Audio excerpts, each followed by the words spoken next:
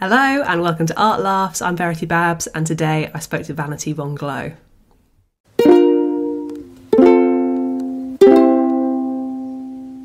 I'm here with Vanity Von Glow. Vanity, please introduce yourself. It's true. You are here with Vanity Von Glow. I am an internationally ignored superstar, a drag artiste, and a singer, pianist, sometimes amusing, sort of a bit of an all-rounder. So I'm very happy to be here with you. Well, thank you so much for coming on the show. And you have picked our first film that we've spoken about on Art Laughs, which is very exciting. And you have picked Cabaret. Why don't you just introduce to us a vague idea of the plot for people who haven't seen it and why you've picked it?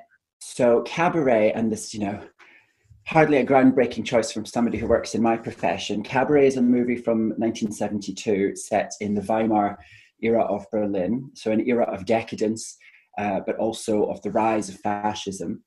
And against this very dramatic backdrop, we have the drama of a young British gay or queer man going to Berlin, falling in love, kind of, with an American cabaret singer played by Liza Minnelli. And that's what kicks off a sort of story of boundary blurring and self-discovery and quite a frightening story, actually, even though it's a musical, a frightening story about the rise of one of the most destructive forces of human history, fascism in Germany. And it's one of those films where I remember watching it as a small child because it was a musical and I loved musicals. But you're right in that there's always this slight discord of hilarious song by Joel Grey, and then suddenly you see someone kicking the shit out of a guy in the street, and it's always quite hard to kind of piece those things together. I like this movie, but I also feel really uncomfortable. Yes, and I rewatched it the other day, and this is why I've chosen it, actually, because I thought, let's go for something fresh in my mind. I probably hadn't seen it in a few years, but it's a favourite. It's always when I'm watching it again, it's not that I've forgotten how jarring and how unsettling it is, but when you talk to your friends about the movie Cabaret, drunk at, round at my pal's house, we're always talking about Liza and sort of how it's a funny piece of film. And then when you sit and watch it, you go, oh yes, the reason this film has stayed with me and why it stayed with audiences for, 30, 40 years is because it says something. It was interesting to me because I sort of realised something when you were speaking about Michael York's character, who sort of falls in love with Liza Minnelli, but obviously then there's this kind of additional German sort of socialite who plays a part in their relationship as well. And I remember watching that as quite a small child, in rural England, and was like, well, people do just sleep with everyone. Like that's not and that didn't seem odd. I was just like, well, that's just the way things are. And it's only since kind of the last 10 years of that queer narrative feeling like a kind of explicit narrative within the film. Not explicit like rude, but like it's there for a reason rather than it just being this kind of throwaway comment about the fact that Michael York's character also slept with a man. It's actually very, very powerful. And for a film in 1972, it's big news. Yeah, it's interesting that the film itself, which was born out of a stage show adaptation of the work of Christopher Isherwood, who was a writer, a sort of upper class British writer who went to Berlin in the 30s. He went there to escape that sort of prohibitive climate that Britain very much had at the time. If you were gay and you had the money and you went to Berlin, you could, even though you had to put up with street thugs and conflict between all these political extremes, you would actually also get to be free and get to be as decadent as perhaps you want to and find love. Or what I think is even more radical is it's not about finding love, it's sex. It doesn't have to be love. But absolutely then in the 70s, the movie was almost pushing the envelope just by telling that story, even though that was a story that was 30, 40 years old at that time. And even though that's not even really the main bit of the story, that's the incredible thing about Cabaret, is it's made up of all these different things. So when describing it, you can't describe it as it's not a war film. it's not about the Nazis, it's not really even about Cabaret, and it's not really about being gay, and it's not really about abortion is a theme in it as well. And there's so many things that, you know, we like musicals where we can go, it's about a flying car. That is what Chitty Chitty Bang Bang is about. Cabaret is much harder to piece together. And it uses music in a slightly different way from, I suppose, from most musicals. When we think of a musical, we think of people whose passions are so great that they would burst into song in the supermarket aisle, or they would, you know, they would start singing on their drive to work. And I mean, just because I do these things doesn't mean that everybody else would.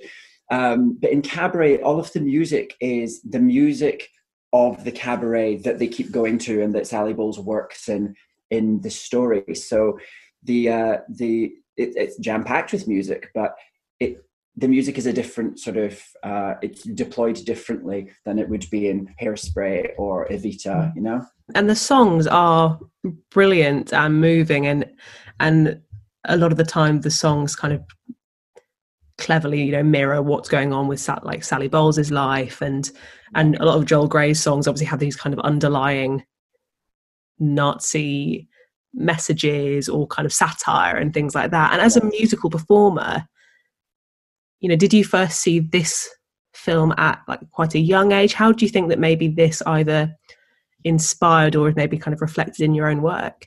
It's interesting because I first saw the film when I was about 14, and it was because our history teacher in school thought it would be, and very much I think specifically because at the time I was obsessed with the divas, Barbara, Judy, you know, I was out at this time. This was about, God, how old am I? 31, so half my lifetime ago. And I think that she knew that this would be an engaging thing to put on while we were studying the Weimar Republic. So she knew that I'd like it, and that the class were sort of amused often by me and my fascination with the divas. And so, because I remember some of the other people in class just didn't quite know what to make of it. But certainly to me, I thought that if I ever became a performer, I was going to be a lot more provocative and satirical than I've ended up being.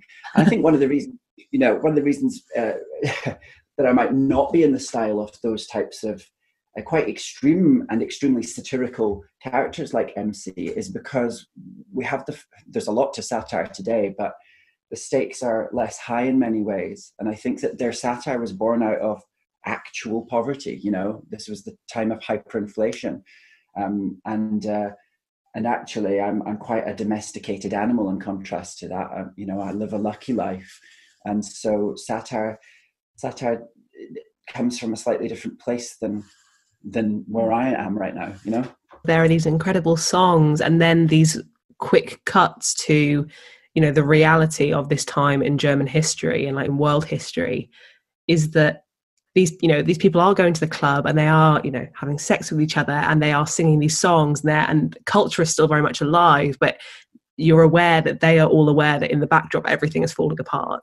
And it's interesting because I do find there's a mirror image in a strange way. Obviously, whenever you, in film, or I suppose in any art, when you juxtapose two things, like the decadence of the cabaret with the violence of the fascists outside, you draw distinctions, but there's also a comparison there, because I've always felt that Sally's decadence, for example, her desire to connect, but also her inability to really connect authentically with people, because she maybe doesn't love herself. Her decadence is quite nihilistic in and of itself.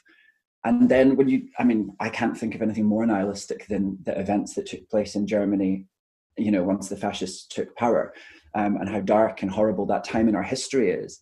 And that the strange thing is that your decadence and your hyper control, they kind of tend to rise in tandem because they become oppositional forces. So the movie does a great job of showing that. I think it ends with a shot of, in like an old brass mirror or something, panning across the audience in the cabaret club, and where it used to be populated, and large part of the cabarets were often populated with people who were marginal anyway, so your Jews, your gays, and everyone else. And by the end, in the mirror image, you see there's Nazis in the audience. You know, they've infiltrated the space, and the Nazis are taking over. You know, it's terrifying. It's one of those films where I think, like a lot of people who first saw this film would have been kind of in their early teens, because I don't know what the rating of it is, but I feel like if you were showing that to someone, you'd be like, oh, if they're an early teen, it's fine. But there are themes in it that you won't ever, you don't get at that time. And things like when Sally Bowles decides, she is going to keep this baby, and then she turns around and doesn't, and she's sold her mink coat, and all these things that sort of do go over your head. There are things that happen then in your life as you're growing up, of whether that's as part of like your own sexual narrative, or whether it's kind of reproductive rights, or being aware of kind of these like Trumpian like political stuff going on, that you go, oh, the little boys who are singing in the field about tomorrow belonging to me. Oh, you see that repeated in today or in your own life, and that's something that's almost unsettling even after you've watched the film. That was it. This is what I came away with the other day, and I think that's why I thought this will be a great thing to talk about. And everything you're saying I love, because I think we've both had we've had a similar relationship to this film, and that's, I have to say, it's not completely rare, but it doesn't happen often that a film increases in its value to you. That when you don't watch it for 10 years and then you watch it again and you go, wow, this is like, there are lessons that I am now better placed to learn. And I'm sure if I watch it again, and I'm not going to say 10 years, I'm sure I'll watch it again before then, I dare say there will be more I can take from it. And that's quite, what could be more compelling in cinema, that you keep echoing and rhymes with itself each time you watch it, and you go, oh my God, it's getting more and more important to me. There's something really interesting that you brought up a little while ago about being able to kind of flee or like travel to Berlin and to these European capitals where, if you had the wealth and the kind of social status, you could be gay, and you could, there were clubs, and you have them in London, you have them in Paris. And I think it's one of those things where throughout history, and especially when you're thinking back to, 100 years before Cabaret is set, even at that point, the well-to-do gentlemen who were politicians and, high-standing members of society had gentlemen's clubs where they could go to be with their gay lovers. And you mentioned about this thing of, it's not really about your right to love whoever you want to love. It's about also your right to not love someone and just to shag them. And it's about exactly like, and that's always been possible if you've been wealthy and high enough in society. There have been places where high society can do what they like, and it's just kind of frowned upon in public, or frowned upon if you're working class, or Well, to some extent, absolutely that wealth and privilege, they wouldn't be worth anything if they didn't get you something. And God, you always think of who was Oscar Wilde's lover, and Oscar Wilde obviously managed to get away with being gay for a very long time before his downfall. But his lover, who was inordinately wealthy, Bosie, could get away with it even after Oscar was disgraced, because he had some clout. And while obviously these are still preciously rare people that manage to escape the mores of the time to some extent, because in Berlin there was a place called the Cozy Corner, which is where Christopher Usher would used to go, just to have sex with people. And of course, what he was able to do is get out of Berlin before things got truly ropey. That's another thing privilege I've managed to buy him. But I do think about the idea of, despite the risks of going to Berlin, and despite that you'd be, putting yourself in the way of the fascists and the crazies and all of this tension, given the resources, people have a much stronger desire, perhaps, to risk danger for freedom.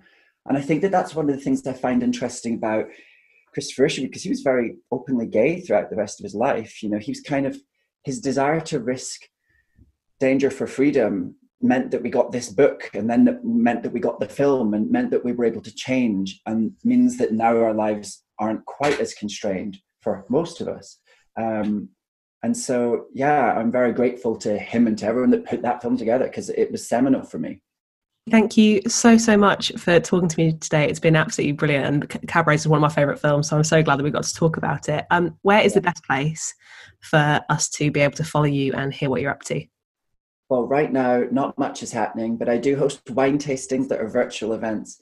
And also, I have to say, I go to Berlin like 4 or 5 times a year to perform over there. So if anyone's watching this because they've Googled Cabaret or anything to do with Berlin, I'm there quite often, and that's one of the places where I love to let loose. So if you follow me on Instagram and whatnot, you'll see updates about all of that.